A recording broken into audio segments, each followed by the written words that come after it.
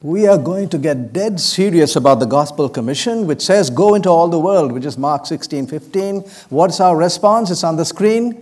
Here am I, send me. I is very personal. So it requires a personal commitment and an inner compulsion, like Paul said, necessity is laid upon me. Yes, woe is me if I do not preach the gospel. I got to do it. It's just burning inside me. And the words of Jesus, because we have to be deliberate and very, very careful in how we speak. I send you. I say, send me, God. How does he send me? I send you as sheep in the midst of wolves. Therefore be wise and harmless. How shall be wise and harmless? This is the way Paul did it. To the Jews, I became as a Jew. To those who are under the law, as under the law. To those who are without the law, as without the law. To the weak, I became as weak. I have become all things to all men, that I might by all means save some. So with this idea that we should understand who we are talking to, we get into the actual commission. And this gospel of the kingdom will be preached, what are the words? In all the world. Go into all the world. But the world is not described in those words. It is described in Revelation. And there are 4 words that describe the world in Revelation. The first one is nation. The next? Tribe, tongue, and people. Let's look at some United Nations statistics on these 4 and see how we are doing as a Seventh-day Adventist church. Here's the first one. Tribe means ethnic groups. We have anywhere from 1,300 to 27,000 of them on earth. And Seventh-day Adventists work in the majority of those. So are we going to the world? Yes, sir. How about tongue or language? The United Nations has listed more than 6,000 languages. The first 500 will cover more than 75% of the world's population. 800 will cover close to 90% of the world's population. Guess how many languages the Seventh-day Adventists work in the world today? 921 languages. Are we going to the world? Yes, sir, we are going to the world. How about countries? Nations. The United Nations lists 194 member countries and 38 non-member countries, making a total of 232. How many do the Seventh-day Adventists work in? A whopping 216. And actually at the last General Conference, we had 227 flags represented. Wow. Only the Roman Catholics work in more, or actually more than 200. So there are only 2 Christian groups going to the world. The Roman Catholics, the Seventh-day Adventists. Others, hardly there. They go to many places, but nowhere near these 2. But look at the difference between these 2. The membership, the Roman Catholics are 1.2 billion with a B. Seventh-day Adventists, 20 million. How long have they been around? The Roman Catholics, more than 1,500 years. And this bitty little group, just 150 years. So 2% of the membership, 1/10 of the time, equal. So are we going to the world? Yes, sir, we are going. So language and tribe and nation. And what was the 4th one? Anyone remember? People. These are people. So what is people? Here's what I have done. I've made it into a belief system groups. So the people means religions, belief systems. The United Nations has a bunch of them, but they made it into 10. There are thousands, and how do you make thousands into 10? Well, number 8 is all the others. So you can make any number into any other number if you just put all the others. So here are the 10 groups. Christian in order of decreasing membership. Christian, Muslim, Hindu, Buddhist, Baha'i, Jew, Sikh. Number 8, all the others. Number 9, atheist. 10, non-professor. Don't care for anything. Let's make all the others, instead of just 1, make it 91. So 91 plus 9 is 100. Out of these 100, how many do the Seventh-day Adventists work in? Just 1. The overwhelming majority of those who join the Seventh-day Adventist Church are from the other Christian groups. We just don't know what to do when the people talk about some others. Oh, I can tell you about what it says in Genesis and Exodus and Isaiah and Psalms and, 1 Corinthians. But if he says, I don't care for your Bible, then we don't know what to do.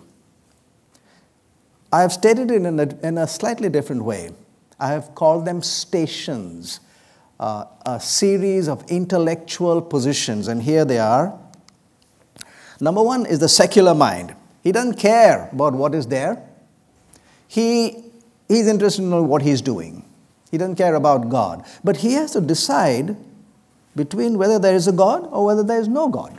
And finally, say he decides there is a God and becomes a theist. So from station 1, he becomes station 2. Now, as a theist, a person who says there is a God, he must decide now what is the name of this God and the identity of this God. Will he be called Krishna or Allah or Ahura Mazda of the Zoroastrians or Yahweh or Jesus? Which one? And finally, he does choose, for example, that he chooses Jesus and becomes a Christian. So that's station number 3. Station number 4, he has to decide whether to be orthodox or to protest. And he decides to become a Protestant.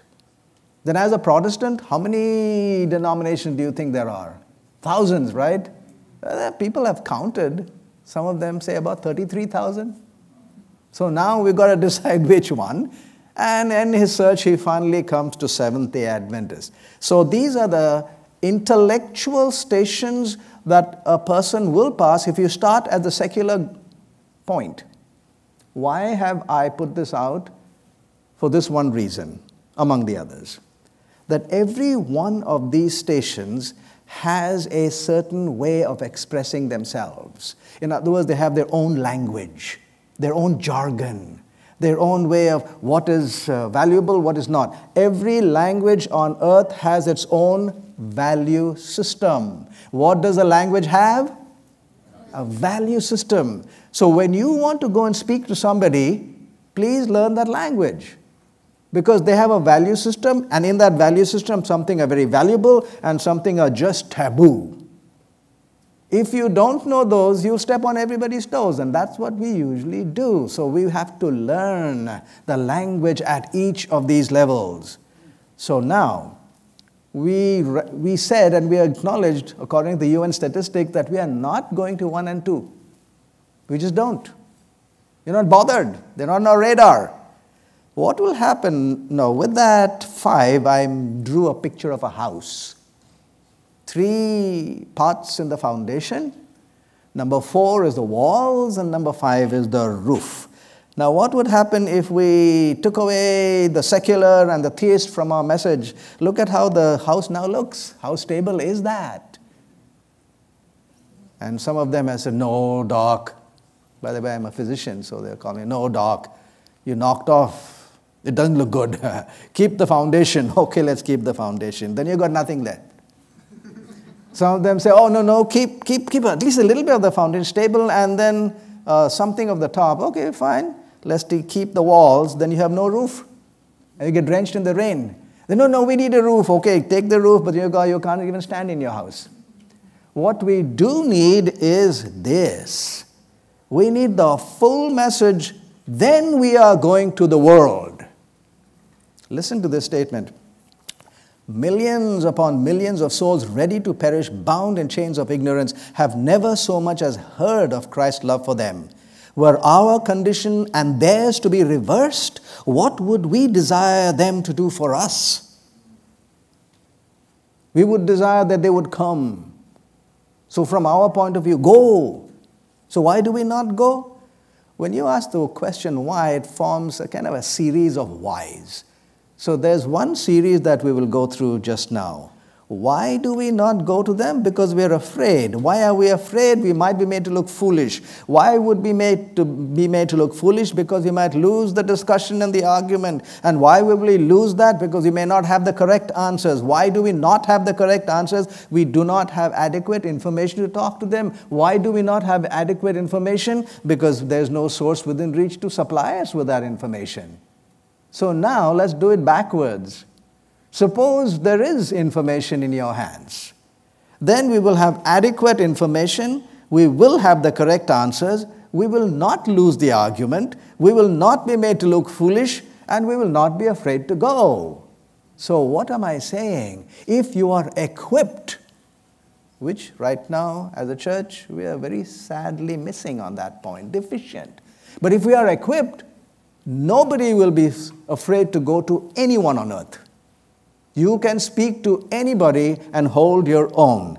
Search Seminars International, which is my ministry, is a ministry that aims to provide reasonable, well-researched, and intellectually credible information in defense of the God of the Bible in the language, in the expressions, in the jargon and value system of those among the thinking and questioning public, not just the Christians, public.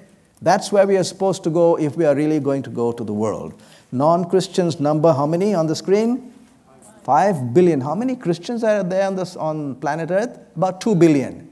So we are aiming at the 2 billion, and the 5 billion are simply not on our radar. We should be able to converse with them. How? To the Jew, I became as a Jew. To the weak, I became as a weak. To the person who was under the law, I became as under the law. So how do we apply that now to what we are just saying? To the secular, I will become as a secular thinker. To the non-Christian, I will become as one who understands non-Christian ideas. I will learn to speak in the language and the value system of anyone with whom I want to share the truth about my God. We've got to be humble and teach ourselves. For this is what 1 Peter 3:15 says. Be ready to give a defense, an apologia, a basis to everyone who asks you for the reason of the hope that is in you. We have a hope, we have a reason, but most cannot defend that reason. There was a person who told me that, God saved him. Jesus. He prayed to Jesus and Jesus helped him out. So I went up to him and he was my friend, so I could tell him what I wanted and we could have a chat. I said, Jesus didn't help you. It was Allah who helped you. Jesus is just a prophet. Allah is God. Now what do you say? And he was nonplussed. What do you say? How do you respond to that? And finally he turned to me and said, I get you. I understand what you're trying to say. We have a reason for our hope, but we cannot defend it. Friends, we've got to defend it. Because we will be called upon to do that. Not in our homes and in our churches, but way out there, where they laugh and they think we are all gone, lost our marbles, we lost our mind. That's what they say. You guys are dummies, just blind believers. But that's what we are going to change, and we should change. And the defense, the apology, must include information for the secular mind where only science, reason, and logic are of value and welcomed. But will science, reason, and logic actually work? Look at what Romans 1:20 says. His invisible attributes, even his eternal power and Godhead, are understood by the things, what's there on the screen? By the things that are made, so that they are without excuse. 20 minutes. Every 20 minutes we'll stretch out because our concentration usually does not last more than 15 or 20 minutes. And I am not dancing up here. I'm not a, I can't crack too many jokes, keep you busy. So stretch out. Just a few seconds. All right. Max Jammer was a friend of Albert Einstein, one of the greatest scientists this earth has known. There was another guy who was with him who agreed and disagreed with him on some topics, and his name was Spinoza. So Max Jammer knew both, and he said, this is a topic in which they both agreed. Look at what they both agreed on. Einstein agreed with Spinoza that he who knows nature knows God, because the pursuit of science in studying nature leads to religion and God. Wow, let's underline those two words. The pursuit of science in studying nature leads to religion and God. Not the pursuit of spiritual values in studying the Bible. Nah. It says the pursuit of science. So some have come up to me and said, what is this you're talking about? Reason and logic and science and all. Teach the people faith, belief. Then they will be strong. I point us to our true and final exemplar. Look at these words. spread out before him. Who is the him? Jesus.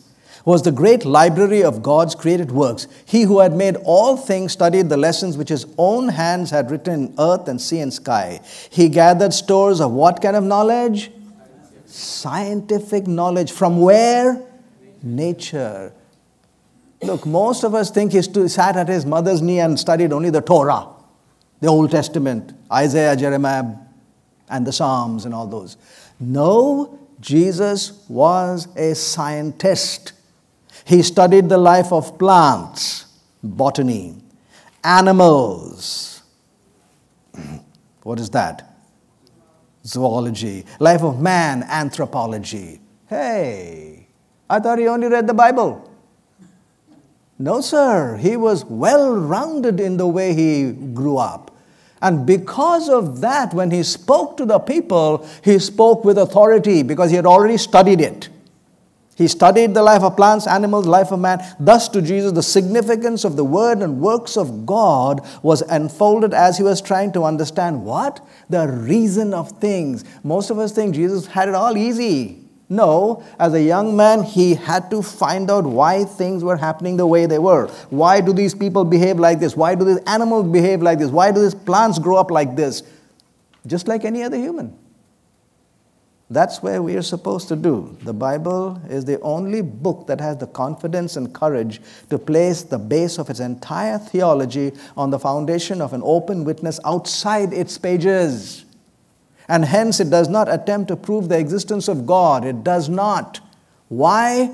Because the existence of God as a proof is not found in the Bible. It's found outside in nature, and that's the witness. And you must not tamper with the witness. Just leave it alone.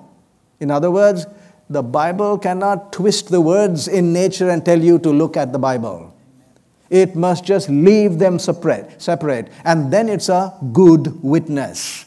So what we have to learn is to find out what is there in nature that really leads to that. For that we need 4 things. Number 1 is humility. Number 2 is honesty. Number 3 is calmness. And number 4 is respect. We're not going to go into all of these. By the way, this is how I present when I go to the secular universities. We go through these steps. And I tell them, look, if you really want to get as close to the truth of the matter as possible, then you've got to be humble. You've got to be honest. Give credit where credit is due. You've got to be calm. Don't get upset with me just because I'm saying something you don't like. And I'm not going to be upset with you because you say something I don't like. No, we'll keep our emotions down, because if we don't, then the emotions get the upper hand, and once they get the upper hand, there's no talk after that. Then it is punching. And there's no way really you're going to get anywhere if you start fighting. So keep calm. Respect. Respect does not mean admiration or even agreement. Respect means I allow you to do the search and come to any conclusion you want. And you come to. I will not agree. I may not agree, but I respect you. So when you respect, you expect respect back. You don't have to agree with me, but see what I've done, evaluate what I've done, and that's what we're going to do just now. Stretch out again, because we're going to go through now the question. The first question that I usually ask out there. How can a rational, thinking, scientific mind ever accept the concept of God? How can that be? Okay, ready? Let's go. So I call it the Great Divide. A, the atheistic side, God, non-existent, fictitious. B, the believing side, God is in existence and He is factual. Now, I wish I had more time to tell you that these are the only 2 options there are. But out there you will find another third one trying to get to be an option. It's called agnosticism. I don't know. That's their claim. Agnos. A without gnosis, knowledge. I don't have enough information, so I don't know which one is it. There's a God, there's no God. I don't know. But I don't know is not an option. Think. If I asked you what is in my hand, an apple or an orange, and if you say, I don't know, it doesn't mean there's a third fruit called I don't know. It is still apple and orange. So saying I don't know doesn't solve the problem at all. Friends, if you say I don't know in your tests, you'll never get any marks in your exam. You've got to say one or the other. So here we've got only two options. When we do this question, we should not only be fair and balanced in our assessment, but we should make a deliberate attempt to show that we have been even-handed, fair, and unbiased. We should give both sides the same chance to win. That means we are playing a fair game. Only then can we be sure and satisfied that the real winner has won. Got it? Most of us start on one side and sit right there and say, you better come on this side.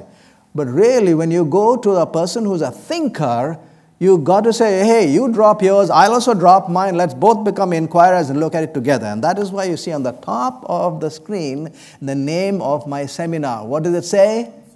Come search with me. I'm not telling you, sir or madam.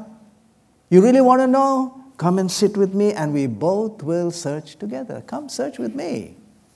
If you want to search as an inquirer, then you got to drop your own belief during the search. Because you're asking them to drop it.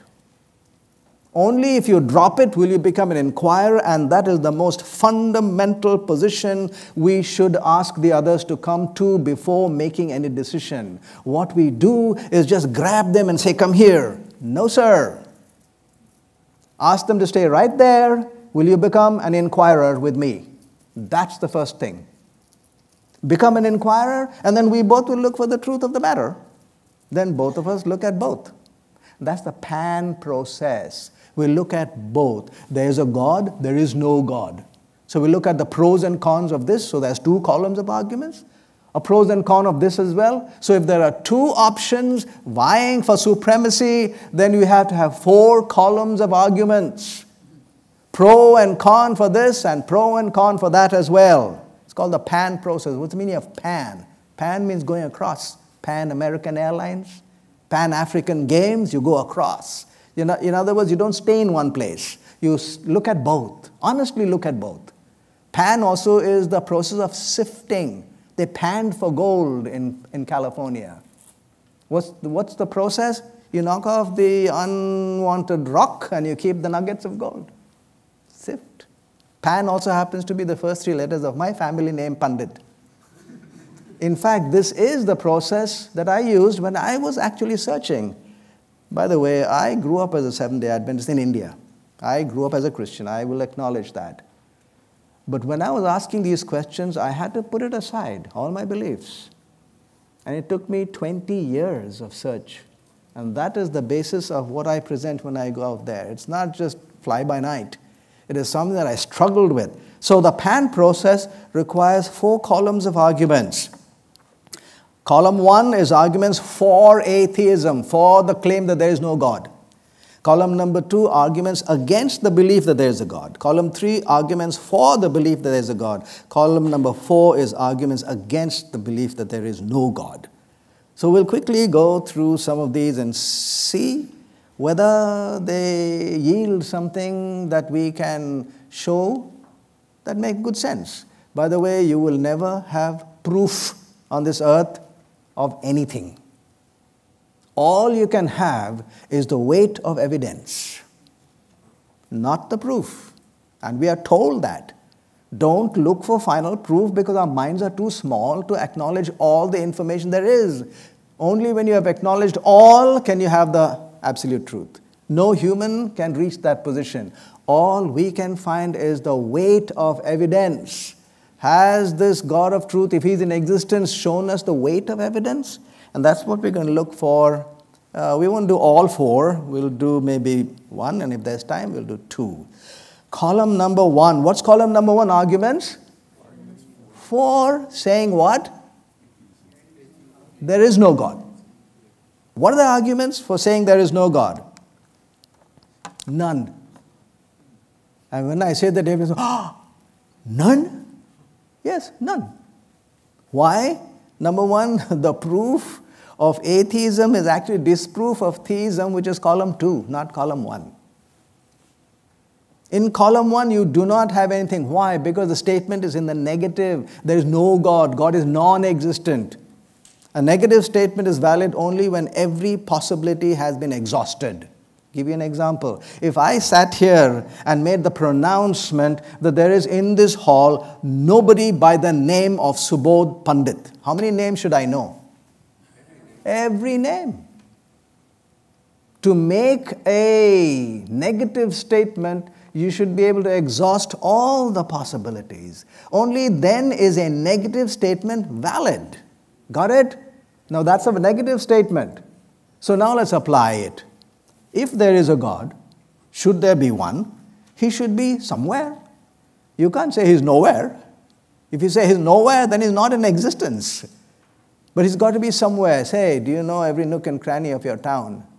No. Of your state, of your country, of the globe, earth? Have you been to the moon, 232,000 miles away? No.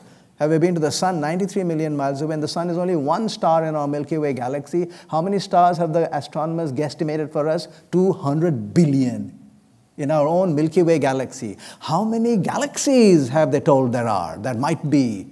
Looking out through a Hubble telescope into the farthest reaches of where we can go to in sight. 600 billion they have counted. Galaxies. Have you been to any of those? Then on what basis will you sit up here and say, I checked it all out, he's not anywhere? Furthermore, this God can also possibly move around. So, if he went to the kitchen and I went looking for him to the kitchen, he could have gone to the living room. If I went looking for him in India, he would have gone to Canada. What are we stating then? That to really make a claim, one must have access to all possibilities at all times. All possibilities where? In the universe. At the same time. What is this called? Omniscience and omnipresence, the attributes of God. So to say that there is no God, you should have the attributes of God. But if you have the attributes of God, you might as well call yourself God. But once you say you are God, then you can't say there is no God. So we have caught ourselves really mixed up here. Therefore, in this column, there are no arguments. None. There's nothing basic in this column. Are you thinking? This calls for thinking cap to be put on. Are you thinking? I make them think. In fact, the most common response when I finished, and in the university, there's a mixed group of all kinds of people sitting in front. The most common response is not they're upset. You know what they do? They scratch their head and say, boy, you made me think. Yeah, you made me think. I thought you guys were dummies. I thought you had lost your marbles. But here you're making me think, man. That's how they say it. Look, my friend, that is planting a seed. Make you think. Don't dismiss it. Because while you are thinking, now I step down to be a Christian now. While you are thinking, the Holy Spirit might, use a little his own magic there. So think. So that is column number 1. Stretch out. And while you're stretching out, think. Think of what we have said so far. Is this really true? Can I stand it? Do you know 45 to 55% of Seventh-day Adventists who go to secular universities never come back to the church? Why? They are swept off with these twin waves. Atheism, no God, and evolution. And we do not seem to have an answer. I am suggesting that we do have an answer. It's only that we don't know it. So if you're humble enough and you learn it up, by the way, all the stuff that I'm putting on the screen is in my book. I've authored a book. It's again the same title, Come Search With Me. And in it is the whole notes of all that I speak out there. It will be available. I'm not sure where they've put my table for me, but sometime today and tomorrow there will be a limited supply of those books and an audio book CD. If you're interested, you can go there. Have you stretched out? Yes, we have. So, column number 2, arguments against the claim that there is a God. There are 4 or 5 or 6 I put there. Number 4 is what we're going to look at because it really bugs everyone. It really, vexes everyone. Evil, pain, suffering. Epicurus, this is about 300, 400 BC. This is what he said. He was a Greek philosopher. Either he, God, is not good or else he is not almighty. And David Hume, about 200 years ago, one of the top philosophers on earth at that time, he said, is he, God, willing to prevent evil but not able? Then he is impotent, no strength. Is he able but not willing? Then he is malevolent. Hey, he's got a bad heart.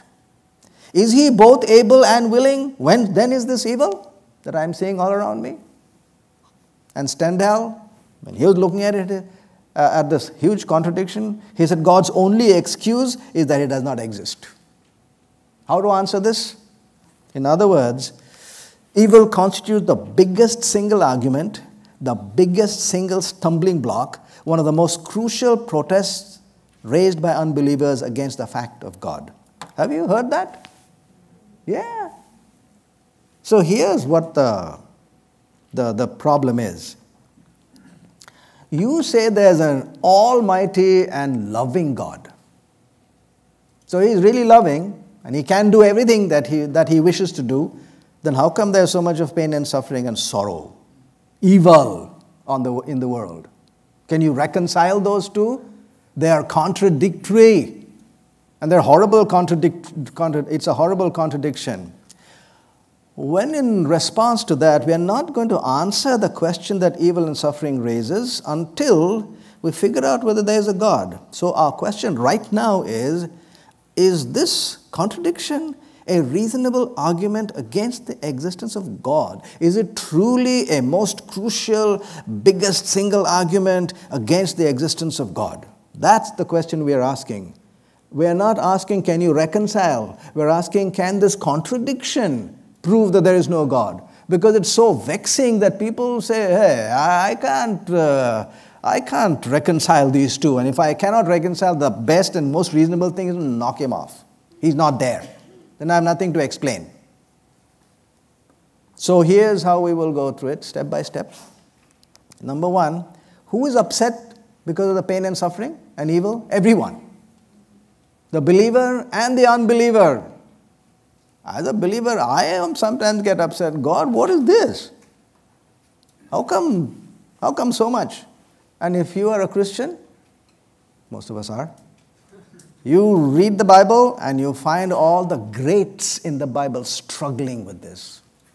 God, what is this? I thought you can do everything.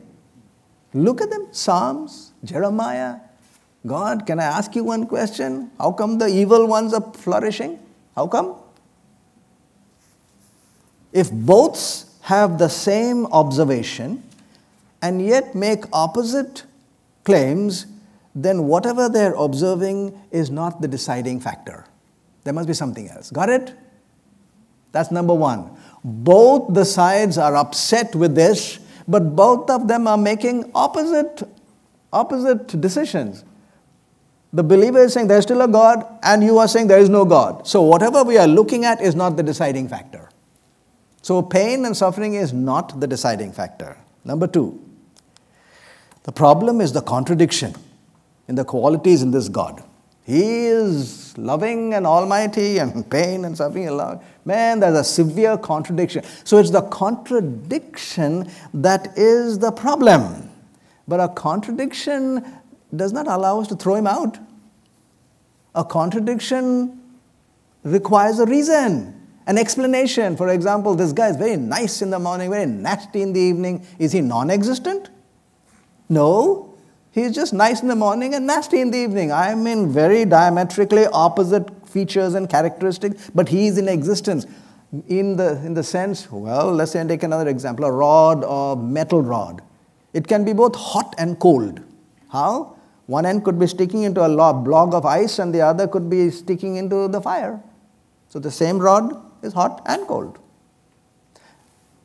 Contradictory features require an explanation, not a throwing out of the whole entity. So when you throw it out, you are not being reasonable in what you're doing. Number 3, the contradiction is caused by supernatural qualities, almighty, all-loving. If you take away the almighty and all-loving, we don't have a contradiction. Are you with me? Yeah.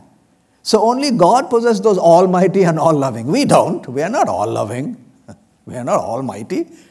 So it is the existence of God with His supernatural qualities that causes the contradiction. So if you are describing the contradiction, you are describing the existence of the qualities. If you are describing the existence of the qualities, you are describing the existence of God.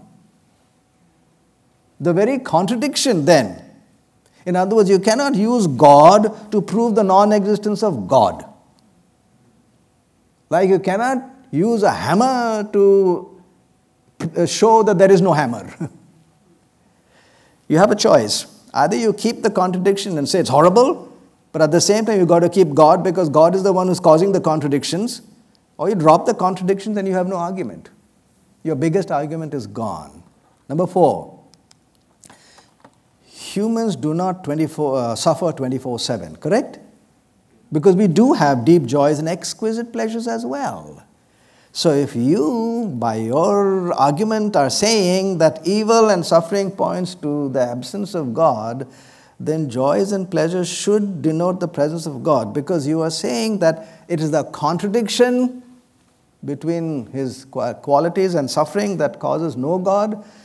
Well, if there's joys and pleasures, then it is congruous with God. It is in line with God's almighty nature and His loving nature. So you have not won the argument because it's both. In other words, don't close one eye and look in one side, only pain and suffering. Open your eye. That's the other side that has joys and pleasures as well. Joys and pleasures then denote the presence of God because it's in harmony with Him. If that's the case, then one cancels out the other. You do not have really a strong argument. That's number 4. Number 5. Actually, this clinches the issue on this point. If there is evidence for the absence of an entity, as well as evidence for the presence of that entity in the same jurisdiction, then that entity is present. If you have both, let me give you an example. Suppose we are out at sea, and we want to see if there's land. You climb up on the mast and you have a 360-degree view of everything around you. And what are you looking for? Land. 359 degrees, nothing. The evidence? No land. All I can see is water. But at 360 degrees, I see in the distance a bitty little island. Is there land in view? Of course. What happened to the other 359 degrees? There's a dictum that I'm going to put on the screen, and here it is. One piece of evidence for the presence will negate all the evidence for the absence. Why? Because absence is a totally negative state, which is impossible to prove, while even one tiny piece of evidence for the presence is in existence. 360th degree, I saw a piece of land. Therefore, land is in view. If we say then, here's a statement by Walter Smith. We dare not forget that even the tiniest island of order in the largest sea of chaos demands a creator of that small remaining order. So, applying it to what we are just saying, if evil and suffering, which shows the absence of God, as well as joys and pleasures which show the presence of God, are present in our life, then God is present, God exists. So the question of pain and suffering, drawn to its logical conclusion, does not support the atheistic side, but places the argument on the side of theism. One of the strongest arguments against the existence of God actually points to the existence of God if you go through it step by step like we have done. Just be patient, look at it, go step by step, and when it's done, you got no argument, sir, on your side. You don't have anything for atheism. You hardly have anything against theism because your big arguments are gone. Can you see the strength of our position as a believer? Who are we talking to? We're talking to the people out there. Stretch out again. And think while you're stretching out. Put on your thinking caps. See if you can get one or two of these arguments into your mind when you talk to those who laugh and mere jeer and mock at God. No, don't mock. Listen. Become an inquirer with me. And if you're an inquirer with me, then look at these points. And if you're honest, hey, give the credit where it is due. And if you give the credit where it is due, boy, the weight of evidence is really tilting here. Let's do some more. Column number 3, logical analysis. That's what we're going to do. I mean, there are many others. Logical. What's logic? Now, in a logic, you need two things. Number one, a base statement, a claim, that both sides agree. You can't start an argument on a statement that both sides are not agreeing. That's not logical. You must make a statement that both sides agree, then on that statement you do the second thing, which are steps of reasoning. That is logic. A base statement that everyone agrees, and then the steps of reasoning. So let's look at quick 4 things that give a logical analysis for arguments for what? What are we looking at? Arguments for the claim that God exists. Okay, here we go. Logical analysis number 1. All changes have causes. If something is going at 5 miles per hour and then suddenly 10 miles per hour, there has to be a cause for that. If it's going to the east and suddenly starts going south, there's a cause for that. Every change has a cause. The most pertinent causes or the most pertinent changes are starting and stopping. Got it? Yes, the most pertinent ones. This universe did have a start. Do you know it took the scientific community up until 1970s to agree? They wouldn't agree before that. No, how do we know the universe had a start? We don't know. Then Einstein came along with his theory of relativity. And with those mathematical calculations, we knew that matter and energy had a starting place. And then Roger Penrose and Stephen Hawking and another person got together and said, let's take the same field equations that apply to time and space. And when they applied it to time and space, lo and behold, time and space also had a beginning at the same time as matter and energy. So finally they agreed in the 1970s, okay, this universe had a starting point. Why did they not want it? Because if there's a beginning, there has to be a beginner. So now we have actually reached the point. The universe had a start, so the universe has to have a cause. It couldn't have happened by itself. That's logical analysis number 1. Number 2, the cosmos or the universe consists of what I've just said, matter, energy, time, and space. Now, nobody ever says that this pointer is the cause of the pointer. Nor does anyone say that this little table here is the cause of the table. In other words, no product is made to say that it caused itself. Something else. The manufacturer made this. The pointer didn't make the pointer. And the moment you say that, you recognize that the stuff in the pointer and the stuff in the maker is pretty different. In other words, they are distinct. No product causes itself, so we cannot appeal to matter, energy, time, and space to be the cause of matter, energy, time, and space. It has to be something different and distinct from itself. Logical analysis number 3 is the order principle of science. Which comes first? The cause or the effect? Cause. First cause, then effect. In other words, there's a timed principle when they're in a cause and effect. So there's something that precedes. So if the effect is the universe, then the cause of the universe preceded the universe by the order principle of science. Order principle of science number 2 is magnitude.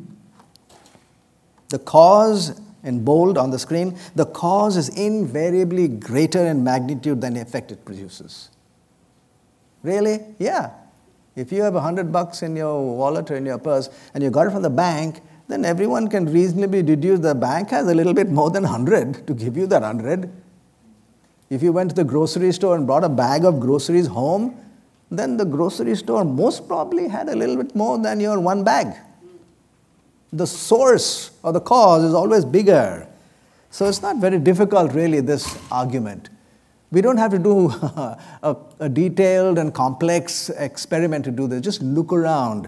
And this universe and this world has life, thinking, matter, energy, time, space, laws of nature.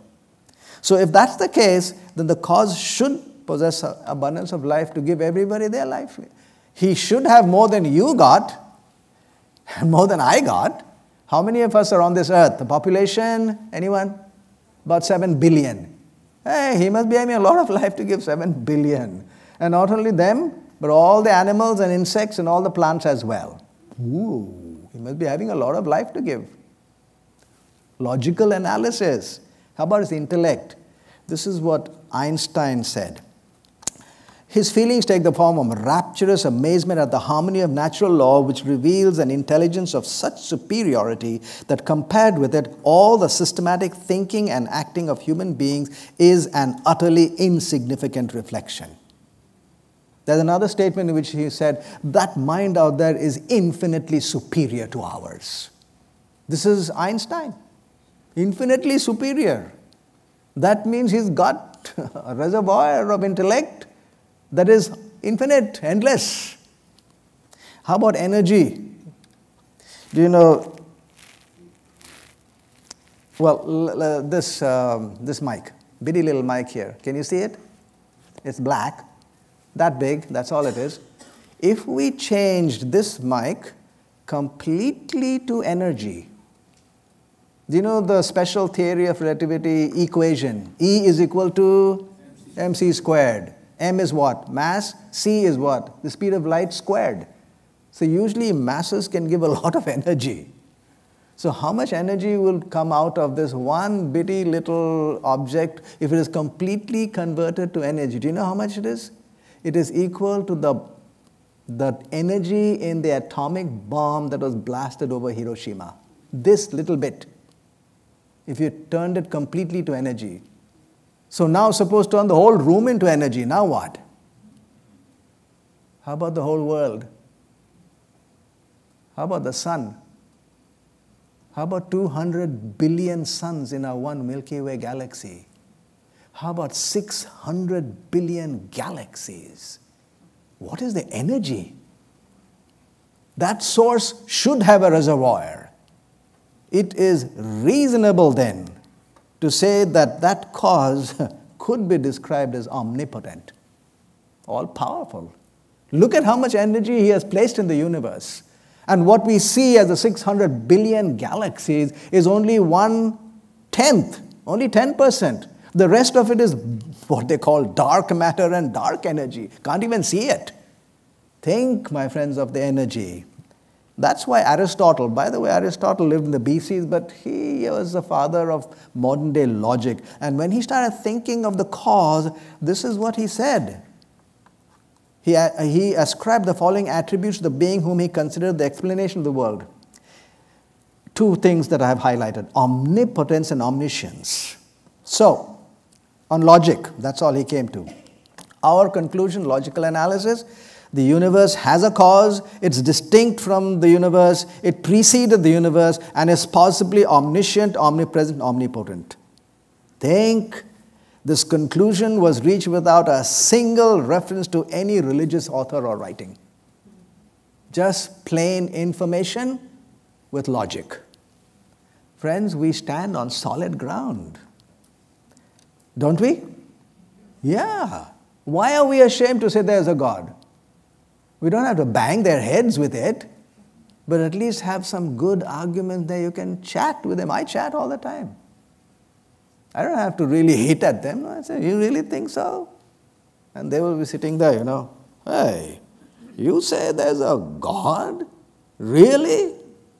And usually our natural inclination is, of course there is a, let me tell you why. Let me show you. But that's not what I do. Do you know what I do? I ask them a question. when they come and sat. Do you believe there's a God? Why do you say there's a God? I asked them this very simple question. Do you really want to know? Do you really want to know? Do you know why I asked this question? Because I have in my pocket all the answers. You really want to know? Come and sit with me. Come search with me. And I will show it to you. I will show it to you, not my language. I am a religious guy, so I'll have a religious language. I'm not going to use my religious language. I will use your language. I will come onto your turf. And on your grounds, I will show you that what you're laughing at is the truth of the matter. Don't laugh anymore. And I've had atheists, hard-nosed, staunch, rank atheists, becoming believers in 1 hour. Why? Because I just showed them that what you're stating doesn't stand to scrutiny. Here's the evidence. Stretch out.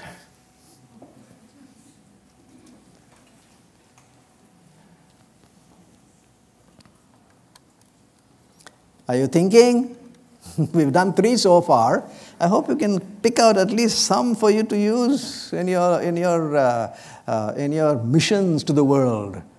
We are not going to the world. Didn't I show you that? We are not. We are in one respect, but there's a huge deficiency. And the reason we are not going out there is because we are not equipped to go there. But I'm showing you, you can be equipped. You can be equipped well. You shall be the head and not the tail. That is the promise. But sometimes we are at the tail because we have not humbled ourselves enough to learn. But once you do that, boy, are you strong. So we've stretched right and taken a deep breath, and let's go to number 4, and then we'll wind up with that. Column number 4 is arguments against saying there is no God. Now we're going to number 3. You see, if there is no God that created this whole universe, then the whole universe came from absolutely nothing. You have got no other choice. Think. Either there's a God or there was absolutely nothing. And do I say that? No, they themselves say that. Here it is. So from nothing our universe begins. So where did the laws of nature come from? They came from nothing, the void out of which the universe arose. The only reasonable belief is that we came from nothing, by nothing, and for nothing. Yes, it's so strong. And when I asked, what's it based on? Nothing. Yeah, think. Is it based on anything? No, it's an opinion. Hey, please base it on something so that we can have a conversation. If you don't base it on anything, then I will say yours also is nothing. Now let's look at that. So we tend to just toss it off. Then let's not toss it off. Like I said, we'll drop our belief and you drop yours. Let's search together. So you said nothing. Okay, let's look at it. Let's build the wall of China. But I'll give you no material, no builder, no time, space, not even you. And then when you're ready to complain, to me, even I'm non-existent.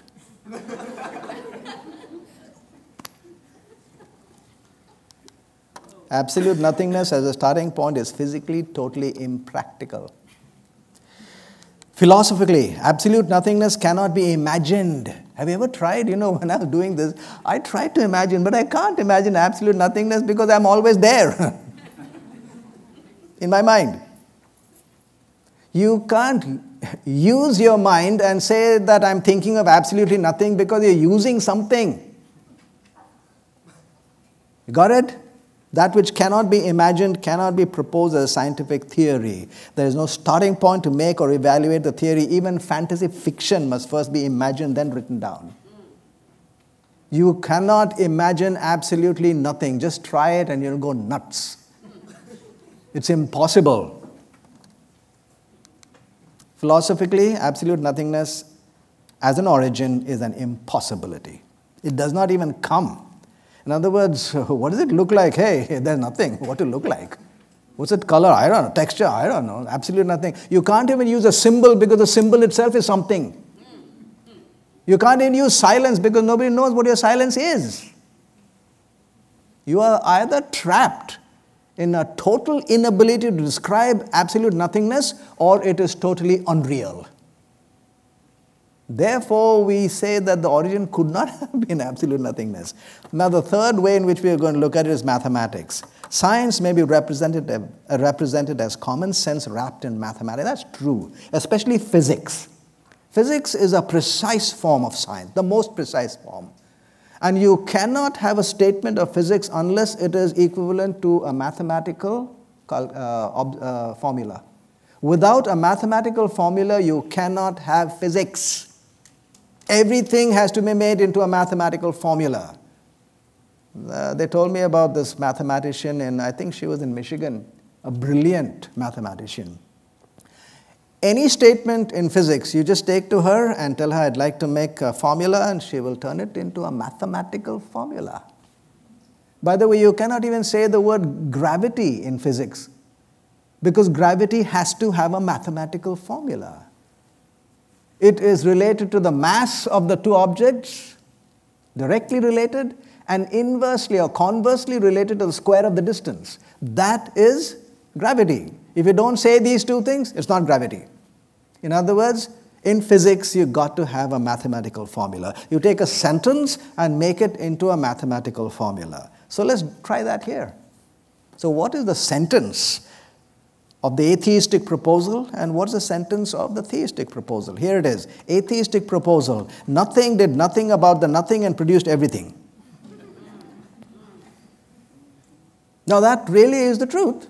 That's what the claim is. Whereas the theistic proposal is someone did something about the nothing and produced the universe. So put it into a formula now. 0 plus 0 plus 0 is equal to 100. And the theistic side is x plus y plus 0 is equal to 100. Which one has a chance? Look at the next two numbers. They're the same amounts of zeros and the same amount of numbers. 6 zeros and a 1 is still 1. But if you start with 1, then the same number of digits is equal to 1 million. Why? Because 0 as a starting point is valueless. Only a real number can give value or substance. Nothing as a starting point is valueless. You've got to have something there. So absolute nothingness, 0 without any real numbers related to it as a mathematical premise and starting point is worse than absurdity. So absolute nothingness is physically impractical, philosophically impossible, mathematically worse than absurdity. The Latin aphorism, ex nihilo nihil fit. Out of nothing, nothing comes. Now, the next 1 or 2 minutes, what some philosophers have stated when they have thought about this. So we are not alone. The believer is not alone in claiming that there is the supernatural in existence beyond the natural. Antony Flew was one of the most influential scientists of the last 100 years. He wrote some of his theses, and one of his papers, it's called God and Falsification, was the most reprinted article in the last 100 years. For 60 years, he was an Englishman. For 60 years, he was a complete, total atheist. Because his stand was, I should go where the argument leads. Those are the words of Socrates that Plato actually quoted. Go where the argument leads. And when he tried it, it was going towards no God. But then after 60 years of showing that there is no God, by the way, he wrote a book. It's called There Is a God, How the World's Most Notorious Atheist Changed His Mind. That's the title of the book. The subtitle is How the World's Most Notorious Atheist Changed His Mind. Because after 60 years, some of them and said, hey, you got that big statement about, go where the evidence leads, an argument leads, you're not doing it. He said, what do you mean? He said, yeah, I'll show it to you. And they went through the arguments. In fact, when I read the book, and when I went through my own arguments, I'm not saying that I'm better than anybody else, but I'm saying the arguments that I have presented are stronger than what he saw. This is what he said. The leaders of science over the last 100 years, along with some of today's most influential scientists, have built a philosophically compelling vision of a rational universe that sprang from a divine mind. The mind of God, a vision of reality that emerges from the conceptual heart of modern science and imposes itself on the rational mind. This is what he did not say. He did not say it comes from the conceptual heart of religious ideas and imposes itself on the blindly believing mind. He said it came out from the conceptual heart of modern science and imposes itself on the rational mind. And we already saw Einstein. Einstein agreed with Spinoza that he who knows nature knows God, because the pursuit of science and studying nature leads to religion and God. And look at the other statement he stated, which is the first one. In view of such harmony in the cosmos, which I, with my limited human mind, am able to recognize, there are yet people who say there is no God. But what makes me angry is that they quote me for the support of such views. Stephen Hawking just passed away this year, arguably the greatest mathematician and theoretical physicist that we had in existence at that time. Look at his words. Even if there is only one possible unified theory is the holy grail of physics.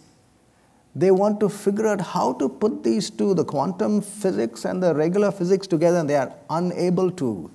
It is just a set of rules and equations if there is such a theory. What is it that breathes fire or life into the equations and makes a universe for these equations to describe? You still have the question, why does the universe bother to exist? If you like, you can define God to be the answer to that question, because there is no other answer. How about Charles Darwin himself? By the way, many people think of Charles Darwin as some kind of a devil. That's because of his theory of evolution. But he himself was a thoroughgoing church member. Church of England. Do you know where he's buried? In the Westminster Abbey. Next to whom? David Livingstone. Yeah. So don't think that, he wanted to make a scientific theory, but he struggled in his heart. Look at his words. There is grandeur in this view of life, with its several powers having been originally breathed by the Creator into a few forms or into one. Do you know where that is quote from? Origin of Species. The big Bible where they say evolution is everything. But look at those words. And he wrote to a friend, the impossibility of conceiving this immense and wonderful universe as a result of blind chance or necessity. When thus reflecting, I feel compelled to look to a first cause having an intelligent mind, and I deserve to be called a theist, a believer in God.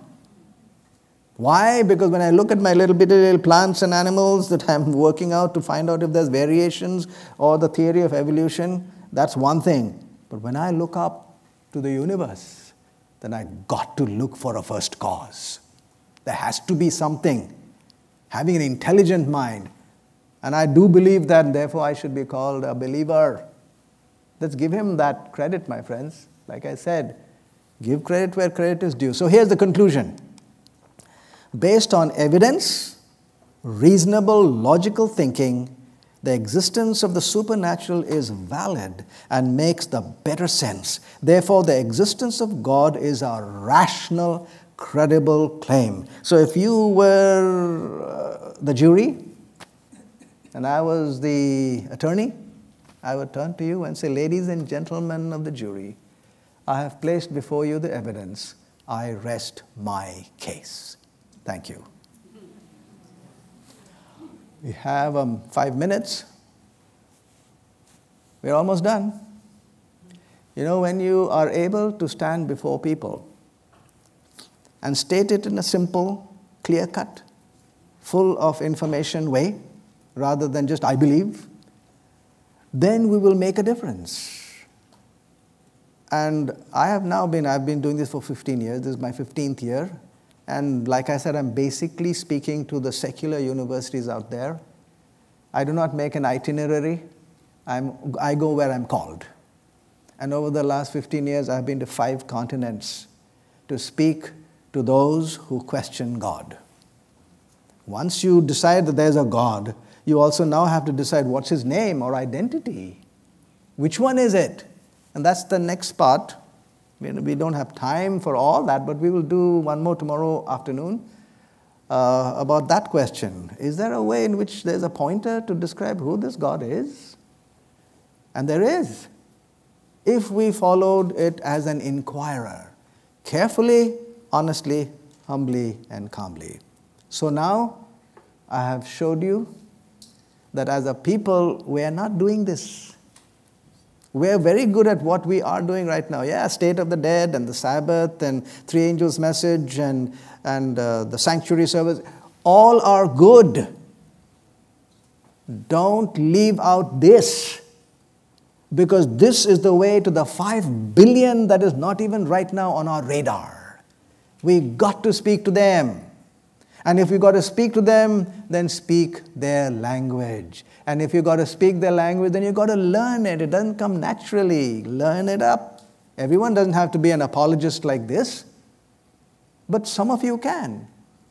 But all of us can know in our minds that a true Christian apologist will always hold the top place. So here's the ending. If there's an uninformed secular mind and an uninformed Christian, we don't know what might happen. If there is an informed atheist and an uninformed believer, the atheist might win in the discussion. But here's the real point. If there's a fully formed atheist, scientific, rational thinking atheist, and a fully formed Christian believer, the Christian believer will win all the time. Why? Because where there is truth, truth will always win over shaky bits of theories and hypotheses. We have a God who has given us the truth. He is the God of truth. I serve Him. Do you?